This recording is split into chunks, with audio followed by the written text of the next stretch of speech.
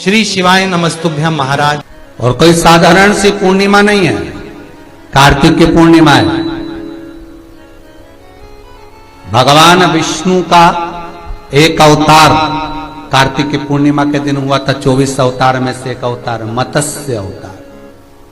भगवान मछली के स्वरूप में, मेरे नारायण मत्स्य स्वरूप में प्रकट हुए हैं। मत्स्य अवतार भगवान कार्तिक पूर्णिमा के दिन।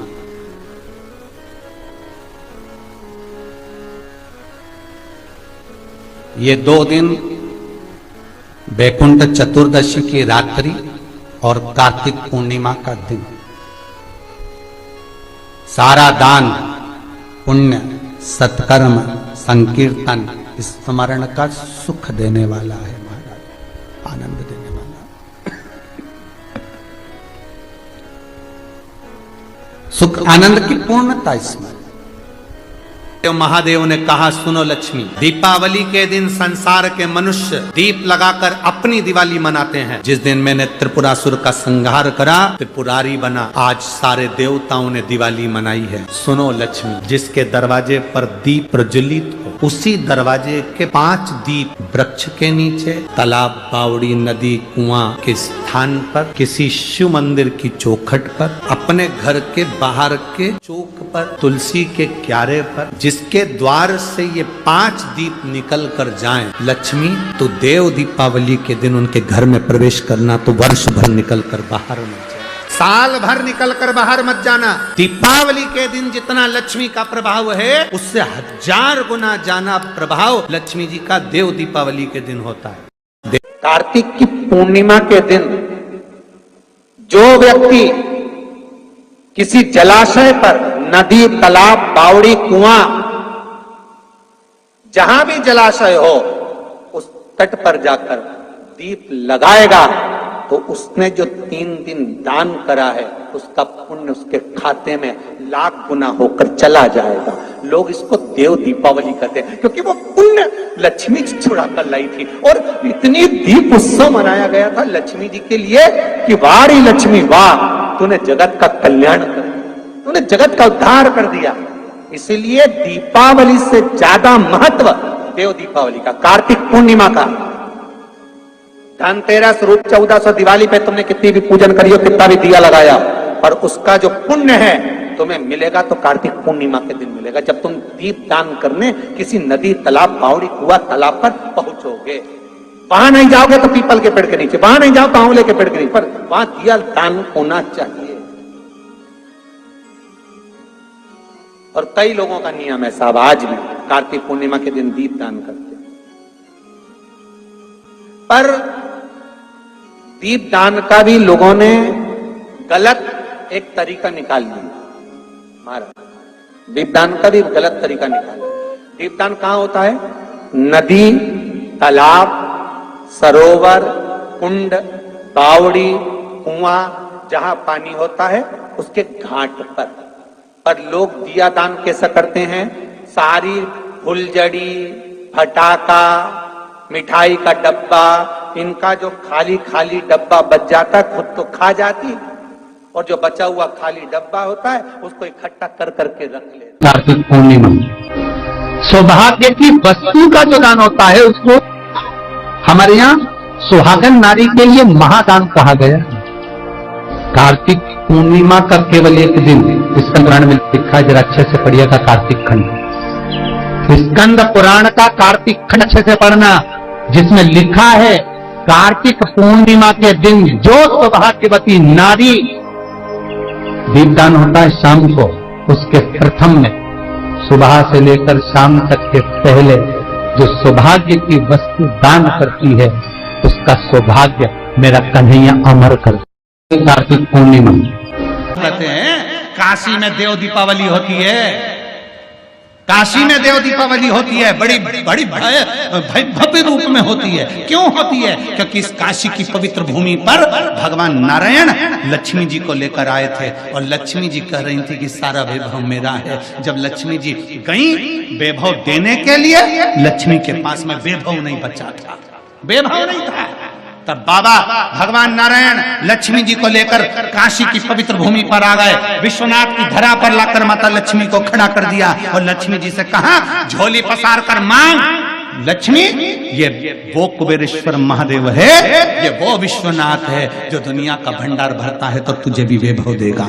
तब मेरे कुबेरेश्वर बाबा ने लक्ष्मी की झोली में वैभव दिया। अगर कार्तिक पूर्णिमा हो, शरद पूर्णिमा हो, ये दोनों पूर्णिमा पर, पूर्णिमा के दिन आप शाम को प्रदोष काल के समय 4:30 बजे से 6 बजे के बीच में 1 लोटा पानी, उसमें 5 बेलपत्र रखकर, 1 कमलगट्टा डालकर भगवान चंद्रेश्वर महादेव के नाम से भगवान शंकर को चढ़ा दीजिए। आपकी जो कामना हो वो कामना कर कर चढ़ाएं। विनती करें चंद्रेश्वर महादेव को और निवेदन करें कि हमारा ये कार्य सफल हो। कार्तिक पूर्णिमा तक क्या फल? कार्तिक के महीने में सुंदर पवित्र देव दीपावली शिव महापुराण की कथा चल रही है। भाव से देव दीपावली का महोत्सव आप आनंद के साथ मनाइए। कार्तिक पूर्णिमा की देव दीपावली का स्मरण रहता है। बड़े भाव से आनंद से आप करिए, छबिए और दिल से करिए। बाबा की जितनी दिल से आह्वान कर सकते हो, आराधना कर सकते हो, करो। प्रार्थना करो बाबा से, बाबा आपको स्वीकार करो। फूल से भी 1 बेलपत्र अशोक सुंदरी के स्थान पर कोई कुंवारा व्यक्ति जिसकी शादी नहीं हो रही, 40 साल का हो गया, ब्याह नहीं हो रहा, संबंध नहीं आ रहा है, बेटा बेटी, 1 बेलपत्र जिस बेलपत्र की नोक डंडी जहां से पानी बहता है उस ओर हो और पत्ती का मुंह महादेव की ओर हो, अशोक सुंदरी की जगह पर अगर समर्पित कर दे तो अगले वर्ष की देव दीपावली के पहले उसका संबंध और शादी हो जाती है। देव दीपावली का दिन हो, 7 पुष्प, कितने फूल? 7 पुष्प। देव दीपावली के दिन कोई भी 7 पुष्प, कोई भी जो तुमको मिल जाए, 7 पुष्प अपने घर के पास में, घर के अंदर जो मटका होता है, हंडा होता है, पानी का बर्तन होता है, रसोई घर में जहां तुम पानी भर कर रखते हो, 7 पुष्प को उस स्थान पर रखिए देव दीपावली के दिन। और देव दीपावली के दिन सुबह के समय पर अपने उस परिंडे की जगह पर, मटके वाली जगह पर, हंडे वाली जगह पर रखकर 7 घी के दीप रसोई घर के अंदर प्रज्वलित करिए। 7 दीप की पूजन करिए और पूजन कर कर वो 7 पुष्प जब दीप ठंडे हो जाएं, पूर्ण तरह से आनंद के साथ सुबह के समय जब आप पूजन कर लें, उन 7 पुष्प को दिन भर में से कभी भी देवाधिदेव महादेव के दरवाजे पर, शिव के दरवाजे से मतलब है शंकर के ऊपर, अगर शिव के मंदिर नहीं जा सकते तो बेलपत्री के नीचे, बेलपत्री के नीचे भी नहीं जा सकते तो पवित्र नदी के तट पर, या पीपल के वृक्ष के नीचे, या आंवले के वृक्ष के नीचे वो 7 पुष्प को अपनी कामना कर कर लक्ष्मी प्राप्ति के लिए कुछ देर रख दें। रखने के बाद 1 पुष्प उसमें से वापिस बाबा से कुबेर भंडारी का भंडार भरने के लिए लेकर आए, उसको अपने पास में रख कर देखना। अगले साल जब देव दीपावली आएगी तब तुम्हें याद आएगी कि बाबा ने भंडार भरा, खाली नहीं रखा। तो 7 पुष्प 7 दीप, सुख देने वाली देव दीपावली। सुनेंगे हम उसको, सहज नहीं है शिव। एक देव दीपावली आती है, कभी तुम लोगों ने पढ़ा? पंचांग में, कैलेंडर में उसका वर्णन आता है। पढ़िए देव दीपावली, अरे बोलो तो जम के पढ़िए। एक देव दीपावली आती है, एक दीपावली, एक देव दीपावली। इन दोनों दीपावली के दिन अगर प्रयास करना, अगर बहुत कष्टमय जीवन चल रहा हो, फैक्ट्री भी ना चले, दुकान भी ना चले, व्यापार भी ना चले और कर्जा बढ़ते जा रहा हो, टेंशन ही टेंशन पूरी जिंदगी में हो रहा हो, कहीं से संपदा आ नहीं रही हो, धक्के की जिंदगी चल रही हो, तो एक बार मधु का प्रयोग कर कर देखना। महालक्ष्मी की अगर पूजन कर रहे हो देव दीपावली पर या दीपावली पर, तो पान के पत्ते पत्ते पर एक शहद की बिंदी रखकर लक्ष्मी जी को भोग लगाइए और शंकर जी के मंदिर में उसी दीपावली को या देव दीपावली पर शंकर भगवान के शिवलिंग पर एक पत्ते पर या पुष्प पर एक बूंद शहद लगाकर शिव जी को समर्पित कर कर देखिए। अगला वर्ष तक इंतजार करना, बाबा आपकी जिंदगी में 4 चांद ना लगा दे उस मधु के बल पर, तो आनंद के लिए प्रयास करिए। मधु में क्या बल है? ये शिव महापुराण की कथा कर रही है। लक्ष्मी जी को श्राप दिया गया, तू अश्व की योनि में जाएगी, अश्वी बनेगी, घोड़ी बनेगी। भगवान नारायण ने लक्ष्मी को पृथ्वी पर भेज दिया। लक्ष्मी जी पूरी रात्रि, अमावस्या की रात्रि अंधेरे में भ्रमण कर रही हैं, कहीं उनको जगह नहीं मिली। एक दरवाजा खुला था, दीपक टिमटिमा रहा था, लक्ष्मी जी उसमें प्रवेश कर गई। बूढ़ी माँ कपड़े बना रही थी, भोजन मंगा, भोजन था नहीं। बूढ़ी माँ ने शहद का डब्बा ढूंढ लिया, मधु की डब्बी ढूंढ ली। उस मधु की डब्बी को, उस शहद की डब्बी में से थोड़ा सा मधु लाकर लक्ष्मी जी को दे दिया। थोड़ा सा मधु लाकर, थोड़ा सा शहद लाकर लक्ष्मी जी को दिया। 3 दिन ऐसे होते हैं जिसके दीपदान का फल मनुष्य को नहीं मिलता। कौन से 3 दिन है? पहले नंबर पर धनतेरस, दूसरे नंबर पर रूप चौदस और तीसरे नंबर पर दीपावली। इस दीपावली, धनतेरस और रूप चौदस, ये 3 दिन दिए दान का फल मनुष्य को नहीं मिलता है महाराज। क्यों नहीं मिलता महाराज? हम तो जला जला के और ओटले पे जलाएं, पीपल के नीचे लगाएं, खूब दीपदान करते हैं, तो इसका फल मनुष्य को क्यों नहीं मिलता? क्योंकि राजा बलि की भूमि को जब वामन भगवान ने 3 पग में नाप लिया था, राजा बलि सुतल लोक का राजा बना था, तो राजा बलि ने वामन भगवान से कहा था, प्रभु आपने 3 पग में मेरी पृथ्वी को नाप लिया, पर आपसे मांगना चाहता हूं तो केवल इतना दे दो कि 3 दिन जो पृथ्वी पर दीपदान करेंगे उसका फल मेरी किस्मत में, मेरे भाग्य में लिखा जाए। भगवान ने पूछा कौन कौन से? तो कहा एक धनतेरस, दूसरा रूप चौदस, तीसरा दीपावली। इतने में लक्ष्मी जी आके खड़ी हो गई। लक्ष्मी जी ने कहा राजा बलि से, भैया पृथ्वी के लोग सबसे ज्यादा पूजन तो उसी दिन करते हैं, उसी दिन दीपदान करते हैं। और लोग तो धनतेरस के दिन दिया लगाते हैं, रूप चौदस के दिन लगाते हैं, दीपावली के दिन लगाते हैं, और सारा पुण्य तेरे खाते में लिखा जाएगा, तो उनके खाते में क्या होगा? इतने में राजा बलि ने कहा, बहन लक्ष्मी चिंता मत कर, दीपावली के बाद में जो कार्तिक पूर्णिमा आएगी, उस कार्तिक पूर्णिमा के दिन जो किसी जलाशय के पास में जाकर, नदी, तालाब, कुंड, कुआं, किसी जलाशय के पास में जाकर अगर एक दिया लगा देंगे तो उसको 3 दिन का पुण्य फल 1000 गुना होकर प्राप्त हो जाएगा। 1000 गुना हो। इसलिए हमारे यहाँ पर दीपावली को तो केवल दीपावली कहते हैं, पर कार्तिक की पूर्णिमा को देव दीपावली कहते हैं। कौन सी दिवाली है? जम के बोलो जरा। देव दीपावली। दीपावली से बड़ी दीपावली होती है कार्तिक पूर्णिमा के दिन, क्योंकि तुमने ये 3 दिन जो दिया लगाया, इसका फल तुम्हें जब मिलता है जब तुम कार्तिक की पूर्णिमा के दिन किसी घाट पर, नदी के तट पर, तालाब के तट पर, सरोवर के तट पर जब दीपदान करते हो साहब, तब उसका पुण्य बढ़ जाता है। 1 महीने की पूर्णिमा को जिसके घर में दूध की सामग्री बनती हो, दूध की सामग्री तैयार होती हो, खीर प्रसाद तैयार होता हो, उसके घर में कभी क्लेश नहीं हो सकता। पूर्णिमा के दिन चावल का एक आखा दाना जानते हो? पूरा खंडित चावल नहीं। कितना चावल? 1 दाना चावल का शंकर भगवान के शिवलिंग पर समर्पित करिए। पूर्णिमा का जो चंद्र है वो विशाल का है, और उस चंद्र की पूर्णता में हमारी अभिलाषाएं भी पूर्ण हो। आप आस्था चैनल के माध्यम से जितने लोग कथा सुन रहे हैं, फेसबुक यूट्यूब पर जितने कथा सुन रहे हैं, और कुबेरेश्वर धाम में जितने कथा सुन रहे हैं, आप में से कितने लोग हैं जो पूर्णिमा का व्रत करते हैं? जो माताएं करती हो जरा हाथ उठाइए। पूर्णिमा का व्रत जो करते हो ना आप लोग, रखिए हाथ। अब पूर्णिमा के व्रत में आपने कई बार किताब पढ़ी होगी पूर्णिमा की, या आपने व्रत किया होगा, या पूर्णिमा का व्रत आप धारण करे होगे, तो उसमें पूजन कौन से भगवान की होती है?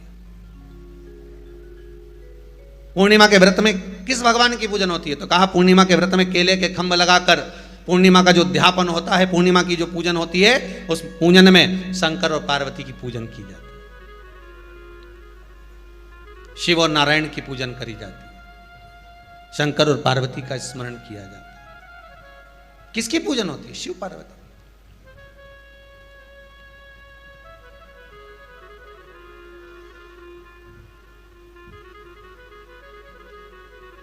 क्यों शंकर और पार्वती का पूजन क्यों करा जाता है पूर्णिमा के व्रत में? क्योंकि शिव और माता पार्वती ही केवल एक ऐसे हैं जिन्होंने अपूर्ण लक्ष्मी को भी पूर्ण बना दिया था। किसको पूर्ण बनाया है? लक्ष्मी। अगर आप शंकर भगवान को एक लोटा पानी अगर शिव को समर्पित कर रहे हो, श्वेत पुष्प को रखकर शंकर जी के ऊपर सफेद फूल को चढ़ाकर अगर एक लोटा जल भी, एक पात्र जल भी शंकर को समर्पित कर रहे हो, तो ये लक्ष्मी के लिए ही तो कर रहे हो। और कौन सी लक्ष्मी? पूर्ण लक्ष्मी। पूर्ण कैश्वर नाम पड़ गया। आज शिव जी ने बड़ा सुंदर कुंद कैश्वर का स्वरूप धारण कर मां पार्वती के साथ में भगवान शंकर काशी में पहुंचे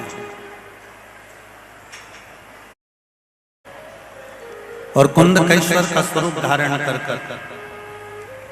पार्वती जी के साथ जब काशी में पहुंचे, क्या देखते हैं? पूरी काशी में जहां देखो वहां आनंद ही आनंद है। शंकर भगवान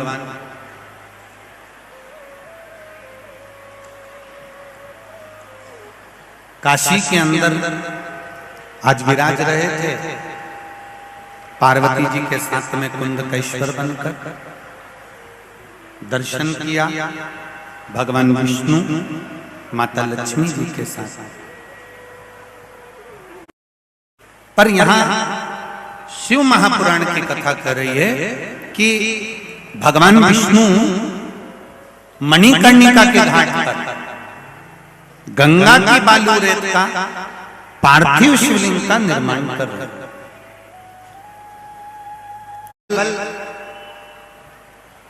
लक्ष्मी जी का एक स्वरूप भगवान विष्णु के साथ में नहीं विराजा, मेरे नारायण के साथ में नहीं विराजा।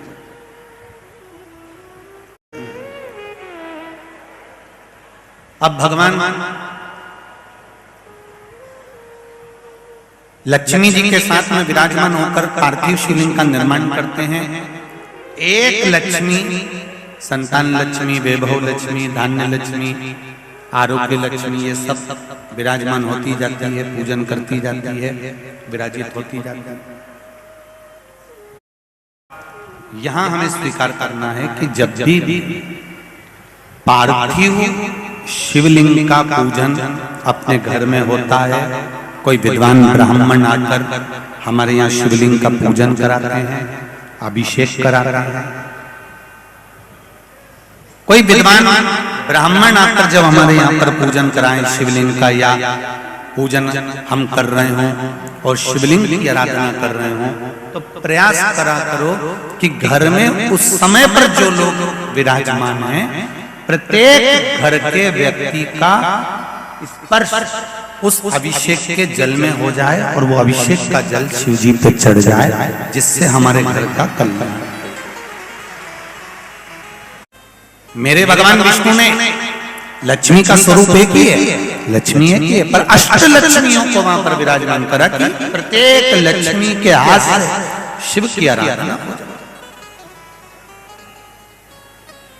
जब आपके यहाँ भी पार्थिव शिवलिंग का निर्माण हो, कोई ब्राह्मण जन पूजन कराने आए या ब्राह्मण ना आए और आप लोग ही शिवलिंग का अगर पूजन कर रहे हो, अभिषेक कर रहे हो, पार्थिव शिवलिंग बना रहे हो, पूजन कर रहे हो, तो घर के हाँ कोई रजो धर्म में है तो उसका स्पर्श भले मत कर लो, कोई रजो धर्म में है या कोई गलत जगह से आया है तो उसका स्पर्श, परंतु बाकी के लोग जो अपने घर में दीप लगा रहे हो, कामना रखकर लगा रहे हो कि मेरी ये कामना है, तो वो दीप का बाती का मुख अपनी ओर रखना, पर कोई कामना नहीं। हम भगवान को केवल इसलिए रिझा रहे हैं कि मेरा भोलेनाथ मेरा भंडार भरे और मेरे घर में सुख समृद्धि दे। तो दीप की बाती का मुख भगवान की ओर होना चाहिए। एक सहस्त्र बत्ती होती, करें दर्शन कभी? यहाँ पे माताएं बैठ बैठ के बनाती रहती है 100 बत्ती, 108 बत्ती, 108 बत्ती बनाकर भगवान के सामने। उसका क्या प्रमाण है? कौन से पुराण में लिखा है कि 108 और सहस्त्रावली बत्ती लगाई जाए? तो स्कंद पुराण में कार्तिक खंड के अंदर स्पष्ट किया गया सहस्त्रावली बत्ती 108 लंबी बत्तियों का जो प्रमाण है वो कहते हैं कि जिस व्यक्ति ने किसी तीर्थ को ना करा हो, पूरे तीर्थ नहीं गए हो, सारे तीर्थों का स्नान नहीं करा हो, किसी तीर्थ में दर्शन करने से वंचित रह गए हो, तो 108 बत्ती की एक बत्ती बनाकर किसी नारायण के मंदिर में, शिव मंदिर में, देवी के मंदिर नहीं, केवल देवता के मंदिर में अगर उसको घी में भिगोकर प्रज्वलित कर दिया जाता है तो सारे तीर्थों के दर्शन का फल उस जीव को प्राप्त हो जाता है। उसको सहस्त्रावली। कौन सा स्नान? तारा स्नान। तारा स्नान का मतलब मालूम है? जम के बोलो। है? तारा स्नान का मतलब क्या है? अंधेरे में स्नान, मतलब सूर्य का प्रकाश आए उससे पहले ब्रह्म मुहूर्त में सुबह सुबह स्नान कर लेना। तो तारा स्नान का मतलब कार्तिक महीने में क्यों वर्णन किया गया? तो उसकी भी एक कथा है महाराज, बड़ी सुंदर चरित्र है। एक बूढ़ी मां थी, रोज प्रतिदिन तारा स्नान करती थी, उसका नियम था, प्रतिदिन तारा स्नान करती थी। अच्छा, तारा स्नान का भी बड़ा महत्व है महाराज जी। समय के अनुसार हो जाए तो ठीक है, थोड़ा और रात्रि के पहुंच गई तो कथा है श्रीमद् भागवत में श्री नंदराय जी की। नंदराय जी स्नान करने चले गए यमुना जी के जल में। जाना था ब्रह्म मुहूर्त में, रात्रि के चौथे पहर में पहुंच गए। ध्यान नहीं रहा। इनने तो अपने जैसे कई बार हो जाती गलती कि नहाना ही तो है, थोड़ा और जल्दी चल चलो, और जल्दी चल चलो, और जल्दी चल चलो। तो इनने क्या करा, बढ़िया बिस्तर बांधा और गई ने नर्मदा जी में आधी रात के ही नहा ली। और आधी रात के नर्मदा जी में नहाई और विचार, तो हमारे यहाँ हर चीज का एक समय बताया गया। हमारा शाही स्नान होता है तो भले वो शाही स्नान का महत्व है कि इतनी बजे से होगा, ब्रह्म मुहूर्त में होगा, ये रथ आएगा, ये ऐसा होगा, वो होगा। तो उसमें रात भर का स्नान का नहीं कहा गया कि तुम पूरी रात नहाते रहो। हाँ, ये हमारा महत्व है कि हम जाए नहाएं, वो अपनी एक बात। बैसाख का स्नान कहा गया तो भी उसका महत्व बताया गया। ग्रहण का स्नान कहा गया तो रात्रि का स्नान बताएगा कि चलते ग्रहण में कुरुक्षेत्र में स्नान करो महाराज, वो एक अलग। परंतु यहां जो वर्णन किया गया, नंद बाबा एक बार स्नान करने के लिए गए और ब्रह्म मुहूर्त के पहले रात्रि नहीं उन्हें स्नान कर लिया। रात्रि का चौथा पहर चल रहा था और जैसे ही स्नान करने के लिए तीसरा पहर चल रहा था, स्नान करने के लिए जैसे ही यमुना जी में कूदे तो वरुण ने बंदी बना लिया, ले गए कि तुमने बिना पूछे जल में आधी रात को स्नान क्यों करा, बंदी बनाकर ले गए। भगवान कृष्ण उनको घर जाकर ढूंढे, मिले ही ना। ये श्रीमद् भागवत का चरित्र है, 10वें स्कंद में इसका वर्णन है। नंद बाबा मिल नहीं रहे। यशोदा जी ने कहा, लाला तेरे पिताजी को ढूंढ कर ला। अब कन्हैया ढूंढने के लिए गए तो नंदराय बाबा को कहीं मिलते ही नहीं। ढूंढते ढूंढते यमुना जी से पूछा, क्यों मेरे पिताजी स्नान करने आए थे? हाँ, कहां गए? तो क्या आपके पिताजी से गलती हो गई? यमुना जी बोली, क्या गलती हो गई? स्नान करना था ब्रह्म मुहूर्त में, कर लिए रात्रि के तीसरे पहर में। हो, मेरे पिता से गलती हो गई। तो वरुण बंदी बनाकर ले गए। वहां पहुंच गए वरुण जी के पास। स्वामी, अभी तक वरुण भगवान कृष्ण के हाथ जोड़ते थे, आज भगवान कृष्ण ने वरुण जी के हाथ जोड़े। तो पिता से जीवन में अगर गलती स्वीकार करने की अगर आपकी आदत है तो जीवन में महान बनने से कोई नहीं रोक सकता आपको। आप गलती स्वीकार करना प्रारंभ कर दीजिए, महान बनने में कोई नहीं रोकेगा। पर आज के जमाने में कोई गलती स्वीकार तो करे। श्री शिवाय नमस्तुभ्यम। सभी माताओं, बहनों और भक्तजनों से हाथ जोड़कर निवेदन है कि अगर आप इस वीडियो को YouTube पर देख रहे हैं तो इसे लाइक करें और हमारे चैनल को सब्सक्राइब करना न भूलें। भविष्य में आने वाले वीडियो की जानकारी के लिए बेल आइकॉन दबाएं। कमेंट बॉक्स में हर हर महादेव अवश्य लिखें और इस पुण्य के कार्य में अपने दोस्तों और परिवार को भी शामिल करें। इस वीडियो को उनके साथ शेयर करें ताकि वे भी इसे सुनकर लाभ उठा सकें। श्री शिवाय नमस्तुभ्यम। हर हर महादेव।